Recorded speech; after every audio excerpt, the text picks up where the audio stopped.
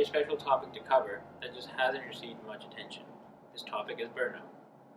Burnout is a state of chronic stress that leads to physical and emotional exhaustion and feelings of ineffectiveness and lack of accomplishment. Now, a few facts that show how serious this is more than 23% of employees reported feeling very burnt out, and more than 44% said they're mildly burnt out. Now, this also has very drastic economic impacts, with employers reporting losses of more than between $125 to $190 billion a year. Now, before we get further into this topic, let's go to Ethan with sports. Thanks, Howard. Athlete burnout has actually been a focus for researchers for quite some time now. The feeling of burnout that athletes encounter is quite similar to the general term found in the workplace. This topic has been a concern because of the possible negative consequences for performance and overall well-being. Burnout occurs from the stress regarding the standards and commitment required to compete and succeed. Recently, burnout has grown with today's society, from the escalating demands people face and the increasing level of commitment needed to achieve a set level of success. It's becoming even more difficult to meet today's society. When burnout occurs, we tend to feel a state of prolonged stress, attributed by three characteristics: emotional exhaustion, depersonalization, and diminished accomplishment. Emotional exhaustion is associated with a person's feeling of being overexerted and depleted of emotional and physical resources. This can lead to anxiety, depression, and lack of focus. Depersonalization refers to an individual's negative or distant behavior towards their job. This is usually when someone loses enjoyment and the feeling detached in what they do. Diminished accomplishment indicates an individual's feeling of incompetence and lack of success in his or her profession. This can ultimately lead to a lack of productivity and poor performance. Because of the effects of burnout, it is harder to perform at our usual standards, and our mental and physical health slowly starts to diminish. Many researchers have shown that the effects of burnout can lead to headaches, insomnia, cardiovascular disease, and chronic fatigue. By letting our body be in a weaker condition increases our chance to infection and illnesses.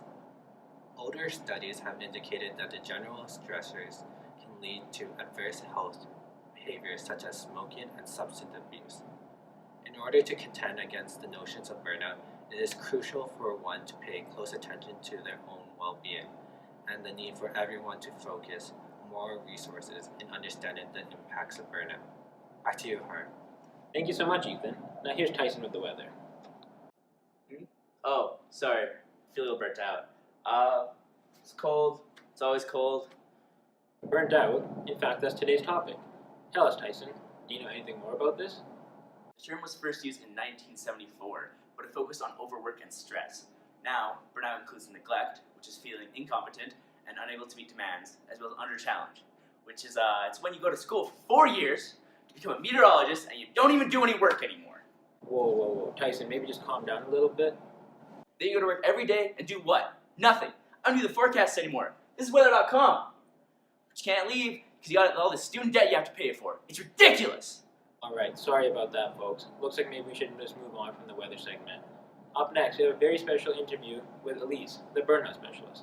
I'm talking with burnout and workplace exhaustion specialist Elise, and she's telling us what we need to know about burnout in the modern workplace. Thank you so much for having me on your program. I really appreciate the opportunity to talk about this very important issue.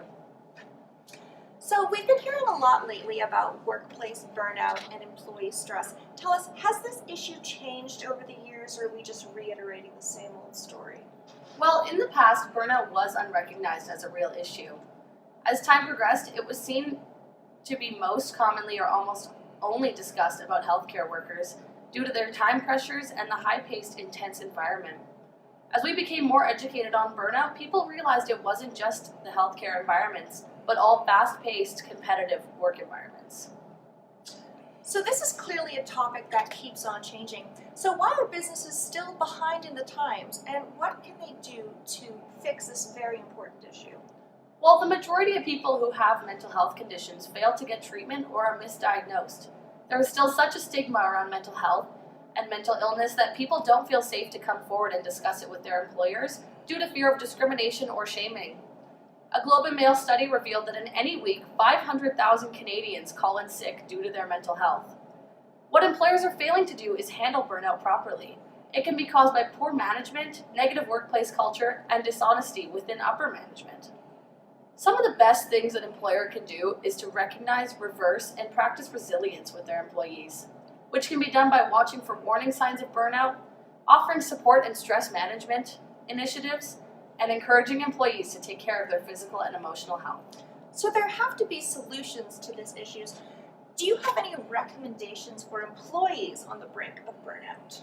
Well, some ideas I would suggest is for people to take control of their roles in the workplace, exercise regularly, perform job analyses, and work with purpose.